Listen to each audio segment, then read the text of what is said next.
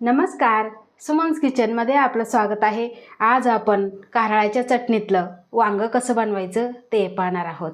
रेसिपीला सुरुवात करण्याआधी तुम्हाला एक निवेदन आहे, अजूनपर्यंत तुम्ही माझ्या चॅनलला सबस्क्राईब केलं नसेल तर सबस्क्राईब जरूर करा आणि हो, रेसिपी आवडली ते एक लाईक नक्की करा। चला तर मग रेसिपीला सुरुवात करूया।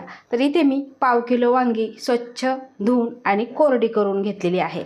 आता ही वांगी आपल्याला कट करायची आहे। आपल्याला याच्या फोडी करून घ्यायच्या आहे। आपल्याला भरलेलं वांग नाही करायचं, आपल्याला सुक्क वांग करायचं आहे। बघा, अशा छोट्या छोट्या फोडी आपल्याला करून घ्यायच्या आहे आणि लगेचच आपल्याला पाण्यामध्ये टाकून घ्यायच्या आहे।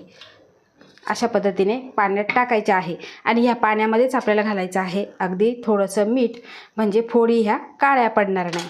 आता ही सगळी वांगी अशा पद्धतीने आपण कट करून घेऊ। वांग्याची भाजी बनवायची त्यासाठी इथे मी गॅसवर पॅन गरम करायला ठेवलेला आहे आणि यामध्ये घालायचं आहे आपल्याला 2 चमचे तेल। तेल तुम्ही तुमच्या आवडीप्रमाणे घालायचं आहे।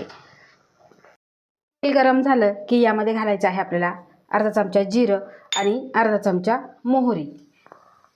आता हे छान असं फुलवून घ्यायचं आहे आणि यामध्येच घालायचं आहे आपल्याला चिमूटभर हिंग, कारण वांग्याची भाजी आहे, पचायला थोडीशी जड असते, त्यासाठी हिंग घालायचं आहे।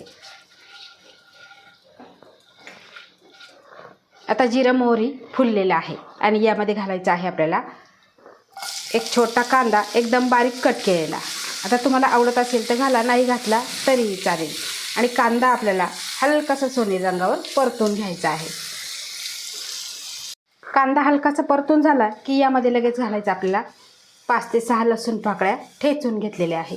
ह्या यामध्ये घालायच्या आणि पुन्हा आपल्याला 2 मिनिटे परतून घ्यायचं आहे, म्हणजे काय होईल, लसणाचा कच्चेपणा हा कमी होईल। लसूण परतून झाला की यामध्ये लगेच आपल्याला कोरडे मसाले घालायचे आहे। इथे घेतलेली आहे 2 चिमूट हळद, त्यानंतर 1 चमचा इथे कांदा लसूण मसाला, 2 चमचे कारळाची चटणी, याची सुद्धा रेसिपी मी चॅनलवर अपलोड केलेली आहे, तिथे तुम्ही बघू शकता। आणि 1 चमचा इथे मी धना पावडर घेतलेली आहे। आता काही ठिकाणी कारळं बोलतात, काही ठिकाणी खुरासणं, काही ठिकाणी सोरटं, तुमच्या तिकडे काय बोलतात ते मला कमेंट करून नक्की सांगा। कारळाची चटणी म्हटलं की उन्हाळ्यामध्ये भाकरीबरोबर अतिशय छान लागते। तुम्ही कधी केली नसेल तर माझी रेसिपी बघून जरूर करून बघा। तर बघा, इथे सगळं आपण हे परतून घेतलेलं आहे, मिक्स करून घेतलेलं आहे। आता यामध्येच घालायचं आहे आपल्याला आपण जी वांगी कट करून घेतलेली ती सगळी आपल्याला यामध्ये घालायची आहे।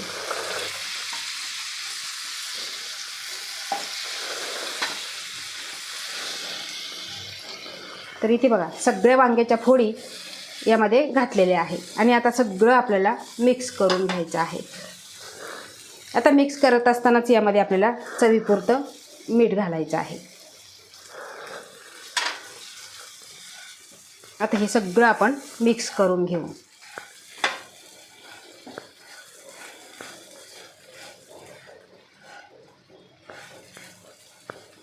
बघा, अशा पद्धतीने आपल्याला मिक्स करून घ्यायचं आहे।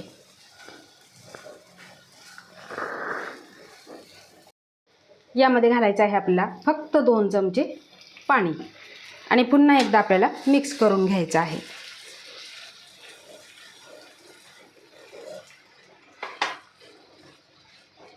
आता यावरती आपल्याला ठेवायचं आहे झाकण आणि 10 मिनिटे आपल्याला हे शिजवून घ्यायचं आहे। 10 मिनिटे झालेली आहे आणि मंद गॅसवर आपण हे वांग शिजवून घेतलेलं आहे। तर बघा किती शिजलेलं आहे ते बघूया। 60 ते 70% शिजलेलं आहे। पुन्हा आपल्याला यावरती थोडासा पाण्याचा हबका मारून घ्यायचा आहे आणि मिक्स करून घ्यायचं आहे या पद्धतीने।